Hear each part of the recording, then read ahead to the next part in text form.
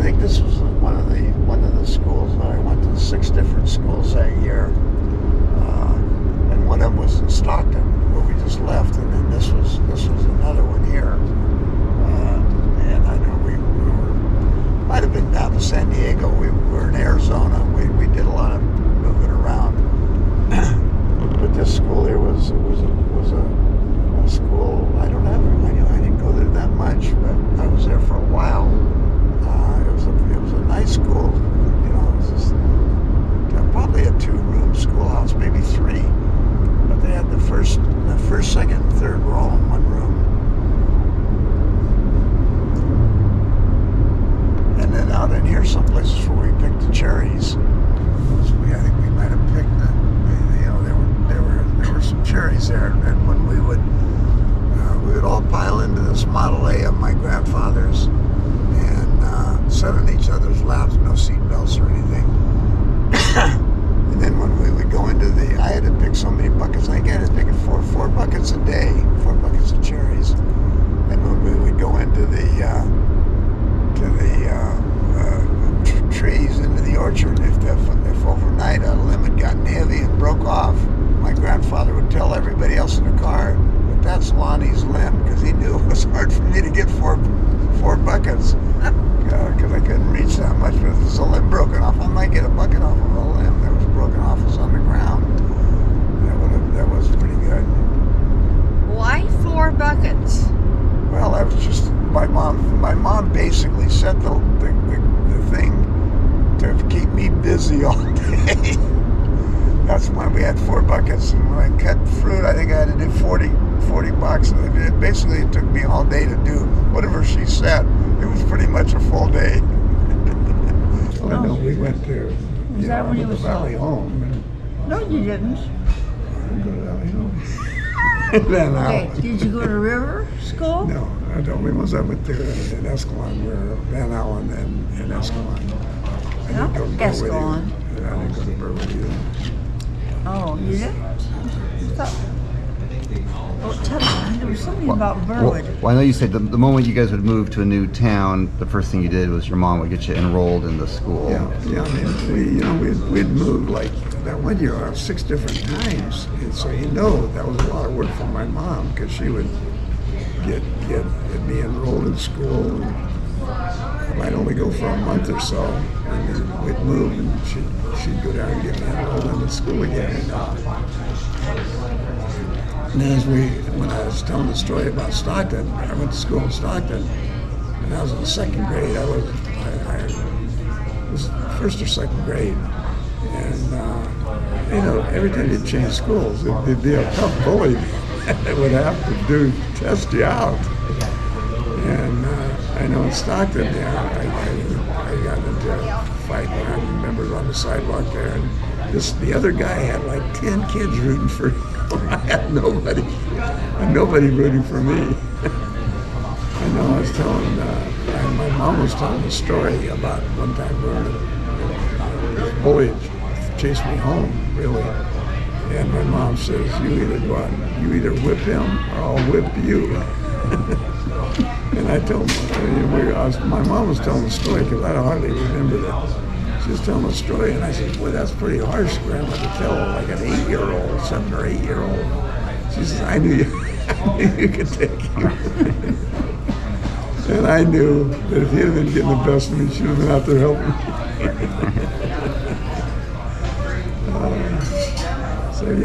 And then, we got to Escalon. I was in 3rd grade in Escalon, and we just went down Van Allen Road, and one of my classmates, when I came to Escalon in the 3rd grade, he was in the classroom in 3rd grade. Him and I both spent 2 years in the 3rd grade. Right. And he was a pretty successful farmer, I think. He was a good athlete too, pretty good athlete. So we were kind of good friends for quite a few years. He just had a memorial a couple of months ago, and I wanted to go to it, but somehow I missed it. I didn't know what it was going to be.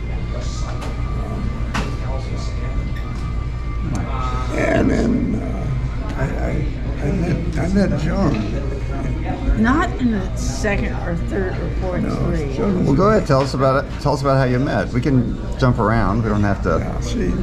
Joan, she was in 8th grade. She was probably 12, maybe 13, maybe Uh-huh. 13. They visited high school, and she was one of the 8th graders that had the most potential, I thought. And Marlo was really the one that picked her out first. I think he spotted her before I did. And then I watched her. For 4 years, I guess, probably.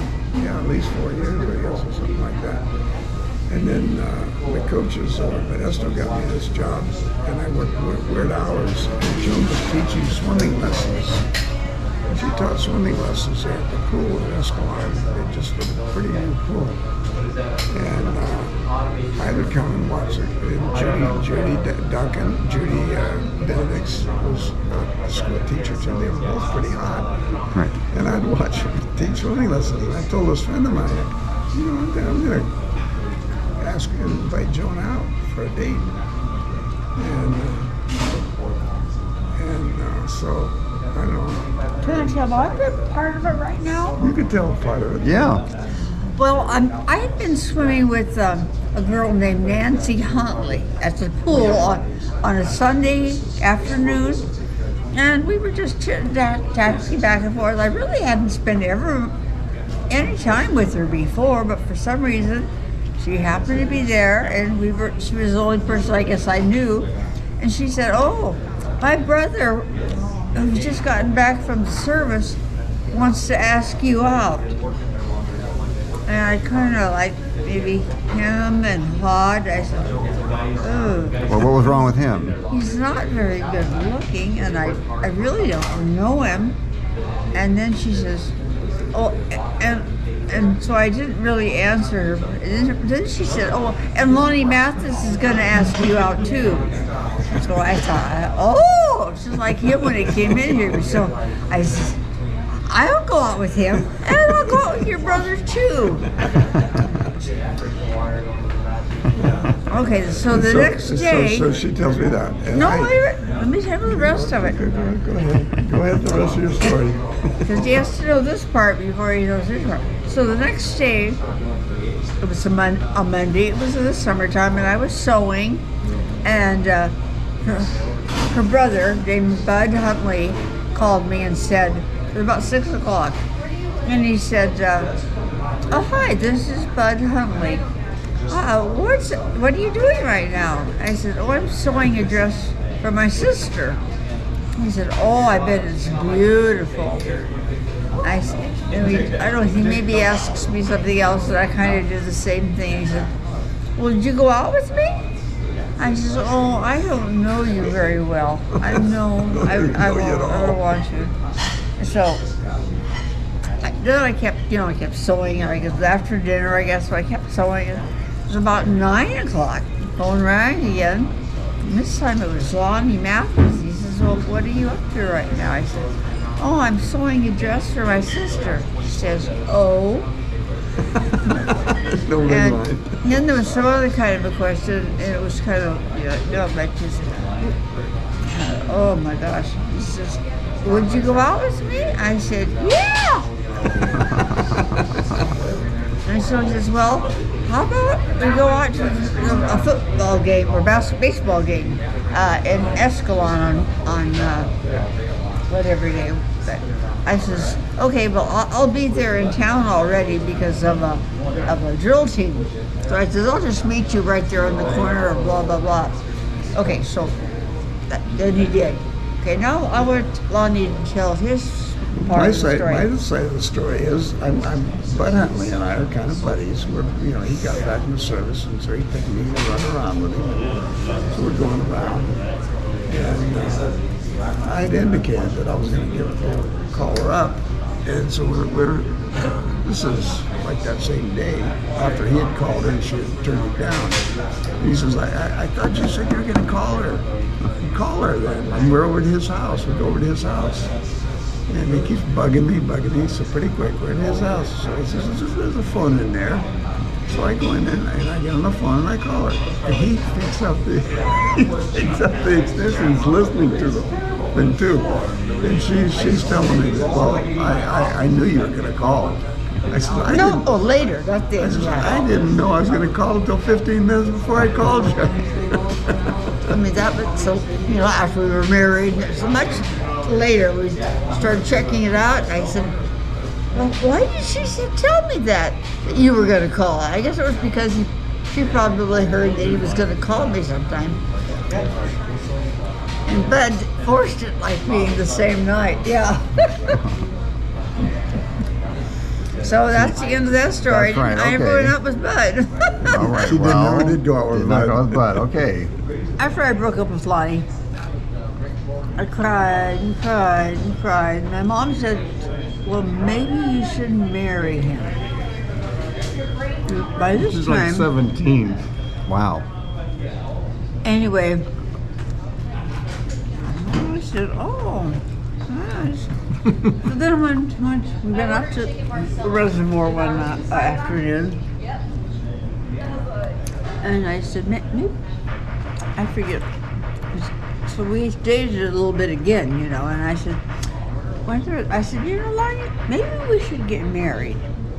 I didn't say anything about my mother, though. I said, maybe we should get married. And he said, oh? That's the same thing he said when you told him you're sewing a dress for your sister. Yeah, exactly.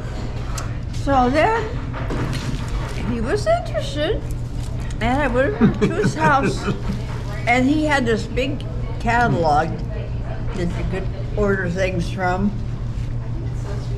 And so we looked in there for a diamond ring, and ordered it from the catalog. Her and John Larger, when she was a freshman and sophomore, they were an item. They were together all the time. Oh. So anyway, I went out with him. He had that car. It was the first time we'd ever had a real date by ourselves. And then I told him afterward, I said, I don't think I want to go out with you anymore. I said, here's your ring, here's your this, here's your that. Wait, he'd already given you a ring and other things? Oh, no, it's a school ring, not a Oh, but I mean, a school ring. school ring, and What study? You You were were going going to steady. study. And then why did you Dump him. why did you dump him? because he went with Jeannie, and maybe because I met Oh. Larry Swanson. Oh. But This is confusing. Ellis never did ask me out. I asked him out for one dance, and he never would ask me out. This is sorry. Now he's got the Ace Hardware store Okay. in town. Now, this is all before Dad asked you out? Oh, I see. Okay. Yeah, I was a senior that year, a junior. My senior year is when this thing happened, this swimming pool thing. Right, because you saw her at the swimming pool, her and Judy, and Yeah. Judy was real friendly, but Judy'd come out. She'd come outside the fence there and almost get in your car. right. I don't remember. Joan, she just I never, just stayed back she to stayed like inside had my that dark gate. glasses on. I looking at them all the time. You know how you look at people like that. You can move your glasses around. Your eyes are constantly on him. I thought, he's in that car with his dark glasses and he's looking at me. And that was before we had talked to that Nancy had talked to me or anything, huh? So I think I kind of had I watched it for quite a while, and she had filled out then. Oh, she was well, skinny, 12-year-old. skinny at a 12-year-old. So now 12 or I'm 13. now I'm she's 16 and I've got a She's little bit of a 16. bust line, She's got a little bit of shape on her. And so you must have been thinking about it even before. Well, you probably had already talked to Bud about I it. was thinking about it from when you were visiting 8th grade, but I just always kind of You waited 3 years. Oh well, okay, 4 years. And then it was amazing. Then her and I went out a few sophomore? times, and I gave her my school sweater, whatever. And then when my mom and dad split, my mom kind of needed a little bit of help because she didn't get any money from my dad. She took the house because she had never had a house. So she was happy just taking the house and letting him go on his own. And so I dropped out of school, got a job in Sacramento, and she gives me my sweater back. She breaks up with me. Okay. Well, I'm thinking, if he was gonna move, he's gonna move. But he came home every weekend, and so then somebody said to me, "Oh, it's my friend Shirley." She said, "Oh, did you have fun on Saturday night?" I said, "I stayed home." She said, "Oh, I saw Lonnie with you." I said, "It wasn't me. It was Dee Dee Fisher's cousin, Buckley." And I was telling you about the time in Stockton where I got in a fight with some kid, and he had about 10 people rooting for him, gagging him on. I had nobody.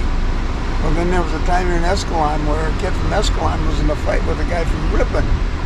And the guy from Ripon was just cleaning the Escalon guy's clock. He knocked him down about 3 times. So I figured, okay, that's enough. So I'll take over. And one of the other guy's buddies said, "That doesn't seem right. He was in a fight with that guy. He didn't mean to be fighting with you." And I says, "Okay, do you want it?" Because, we had a big crowd now. Right. People are gathered around. I said, "That's okay, then okay, I'll take you." And he didn't want any part of me. He wanted the guy that was in the other one. And so I had plenty of rooting fans. And the guy right away, pretty early on, he smacks me and down I go. And one of my rooters says, "Lefty slipped." Right. And I thought, oh crap, now he knows I'm left-handed. Right. I'm in a big disadvantage.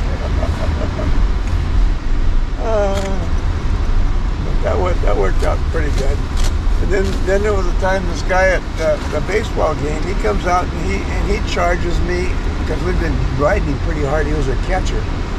And we had a little fight there, and they broke it up. And then I get in my car, and damn the police, the town constable, he didn't have a sheriff or anything, but the constable, he follows me.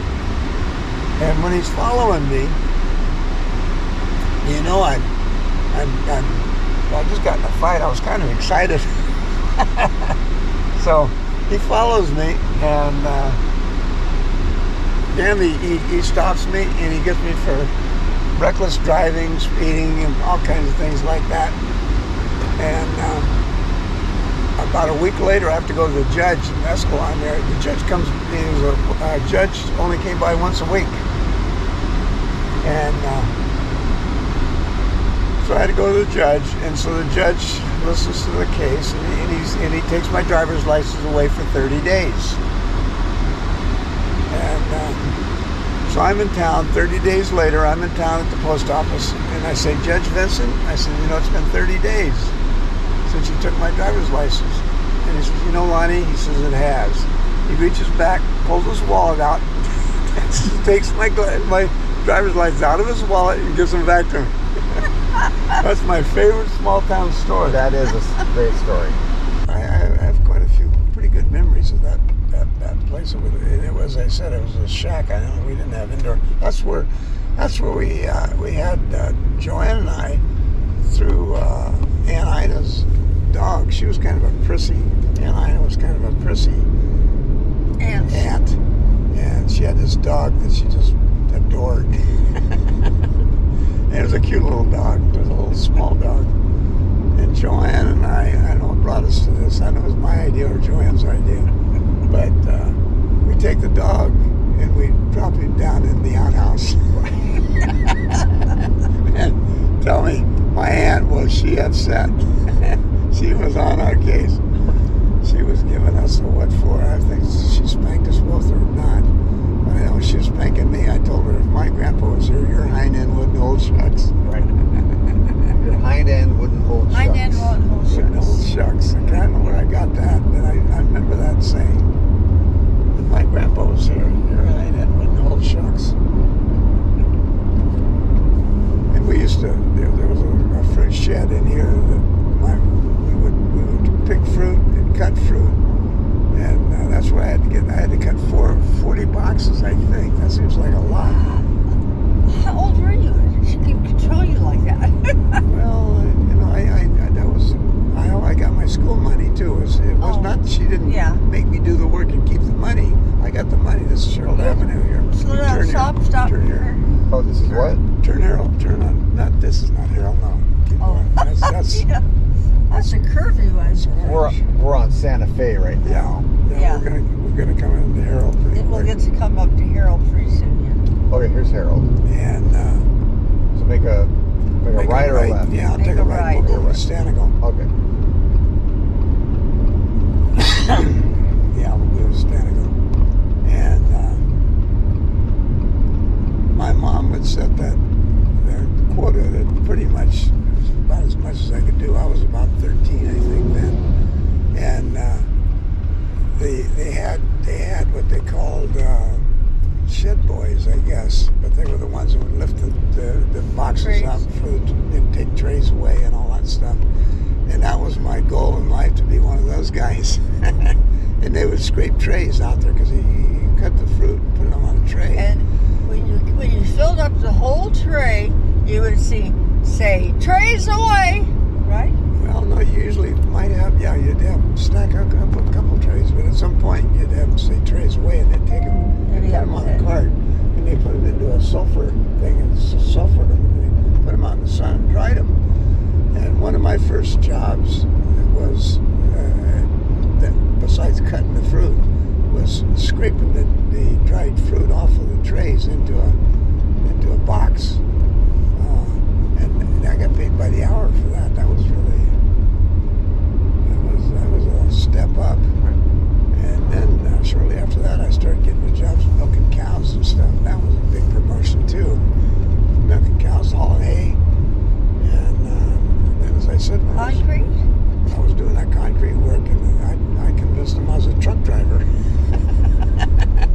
How about the one where you're working for milk producers? Oh, no, that's the coaches got me that job. The coaches got me that job, and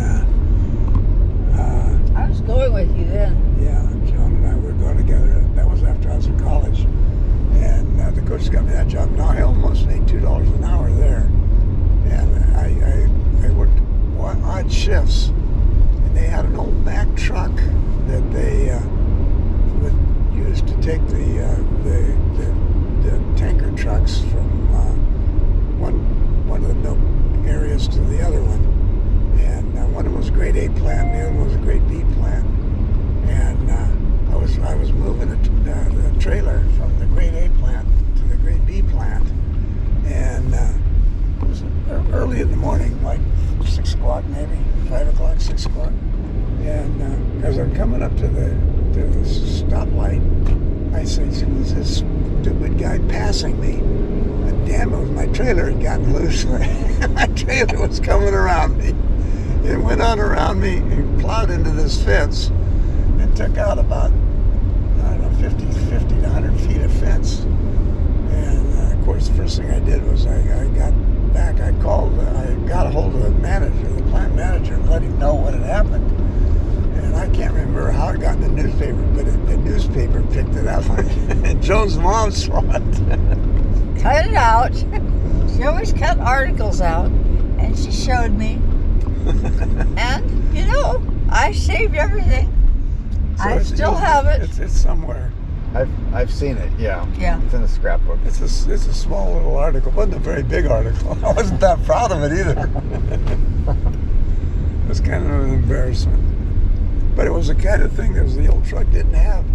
The more modern ones, they had those hoses that hooked on there, and when you broke loose, if the hoses broke, the trailer brakes would come on. Well, this truck I had did not have that modern feature. And I went over the railroad tracks, and the pin that was in there bounced out. And damn it, there it comes around me. Hi, Schaefer, they're going to start talking. Now, this road here is a road Joan lives on. And we hid the car when we got married. We had the car hidden at one of these farmers. In fact, it was the same guy that had broke my arm when I was in the 8th grade. I was picking peaches cages for him, and I fell off the ladder and broke my arm. And boy, it made him a nervous wreck because I'm only 13 or 14, and he's thinking, that he shouldn't have had me up on a ladder. So he claimed that I was moving boxes or something for him, and so I ended up getting a disability because I was hurt on the job. I got workman's comp, and I'm in the 8th grade, and I'm getting like $40 a week, which is big money for me. Were you in his driveway? Yeah, I used to know a lot of the fathers better than I knew their sons, because their fathers they'd play pinochle down there. Like the guy that owned the service station, he was a regular pinochle player, and he had a couple daughters. Well, we're in the neighborhood where Joan was born. Joan was born, and Honestly, we're don't going by the high remember. school. I know where I was baptized, but not where I was born.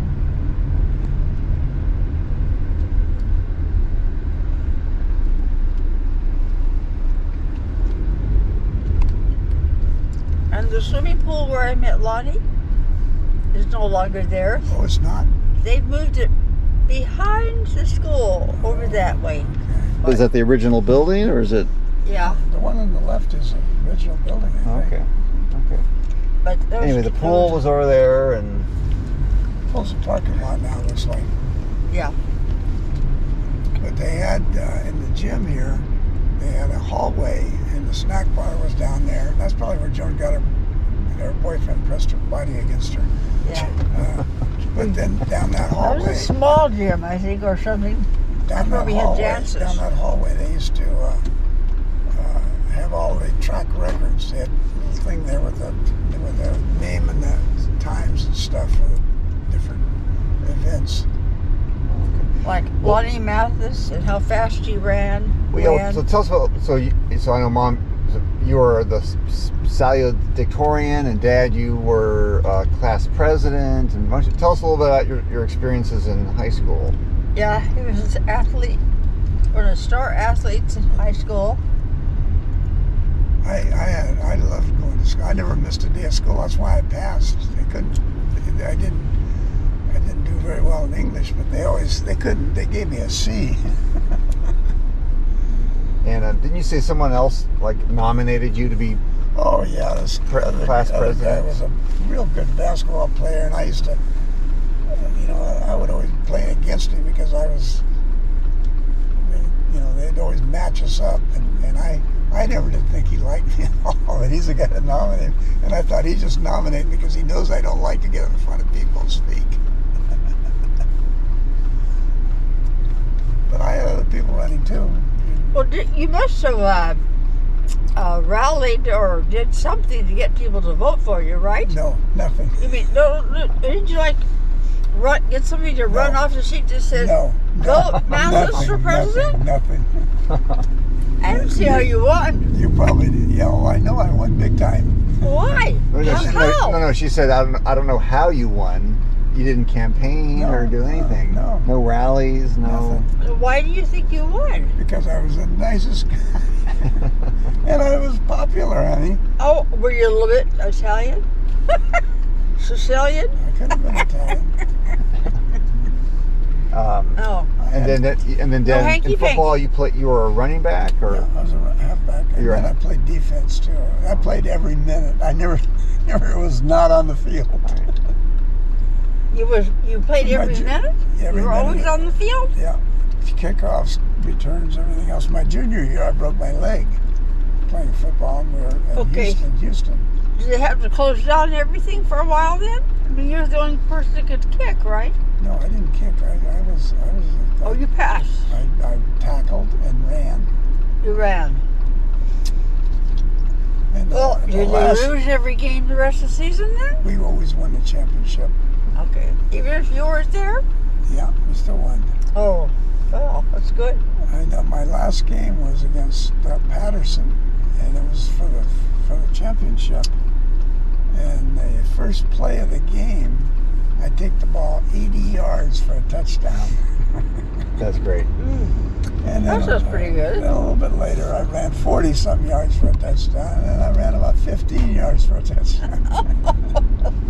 And I was I don't know what you call it. The Minister B had me as the prep back of the week. Just prepping for something, huh? Yeah. Okay. And football, my coach, I played football for him. I ran track with him, and I swam on a swim team. I would have done anything he wanted me to do. There was one track meet. The pole vault was the last event of the meet, and there was a dual meet. We had a pretty good pole vaulter. The other team had a pole vaulter. So, there was always 3 places, first, second, third. You get 5 points, 3 points, and 1 point, I think, for third. And the coach says, Lonnie, he says, I want you to go and just clear the minimum height. Just be placed third. And I had never pole vaulted in my life. It was kind of like driving a truck. Milking a cow. I'm milking a cow. So I did it. I mean, I'd have done anything he wanted me to do. I'd have tried it. And I don't know how high I went, but I did not just go the minimum height. But I had weird form. I'd run down and I wouldn't turn over. I'd just arch my back and I'd get over it. And pretty quick, I had a pretty good rooting section there watching me Right. because my style was a little rough. But I think I ended up going up almost 9 feet. And then I thought later that was probably my event because we used aluminum poles, and you had speed and upper body strength, and I had those qualities. I probably could have been a pole vaulter. You never thought about doing it again, though, huh? No, I didn't really. I ran both hurdle races and a relay, and Yeah, you couldn't do it all. I had other things I was You doing. could have, but you didn't want to. I kind of probably wanted to.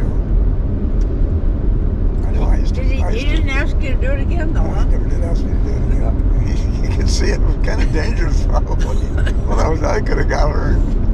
Yeah. You felt bad about that. You had him. Now, Mom, did you do any sports? Or you were a majorette, or what were? No, I was in the drill team. I helped sew their clothes, their costumes, and I was in the aquacades because I'm such a great swimmer.